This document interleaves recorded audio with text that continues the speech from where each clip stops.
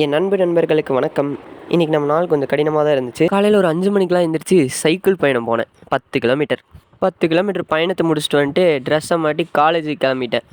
அப்புறம் கண்ணாடி முன்னாடி நின்று ஒரு ஃபிட் செக் போட்டு கஷ்டப்பட்டு என் தலையை காய வச்சிட்டேன். ஃபிட் செக் பார்த்துட்டு செவந்து போன செவ்வாழை பழத்தை ஒரு மில்க் ஷேக் போட்டு குடிச்சிட்டேன். நமக்கு இந்த மாதிரி கண்டென்ட் க்ரியேஷன் பண்ணணும்னு ஆசை வந்ததே நம்ம தலைவன் கிறிஸ்டனிக்ஸை பார்த்து தான். தலை, இந்த வீடியோ உங்களுக்கு ரீச் ஆச்சுன்னா ஒரு கமெண்ட்டை போட்டு விடுங்க.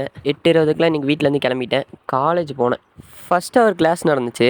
Second hour free hour. நமக்கு எழுத வேண்டிய வேலை இருந்தனால செகண்ட் ஹவரும் கடினமாக இருந்துச்சு. அந்த 2 பேர்த்தையும் பார்க்கும்போது ரொம்ப பொறாமையாக இருந்துச்சு. தூங்கிட்டு இருந்தானுங்க 2 பேரும். சரி, சந்தோஷமாக இருங்கன்னு சொல்லிட்டு நான் காலேஜை முடிச்சு இன்றைக்கி வீட்டுக்கு சீக்கிரமாக கிளம்பி வந்துட்டேன். நமக்கு இன்றைக்கி கிளைண்ட் ஒர்க் இருந்ததுனால இன்றைக்கி ஜிம்முக்கு போக முடியல. கிளைண்ட் ஒர்க் முடிச்சுட்டு ஒரு நல்ல ஒரு நேப் போட்டு அப்புறம் நம்ம நண்பர் ஜோஷுவா வந்திருந்தார்.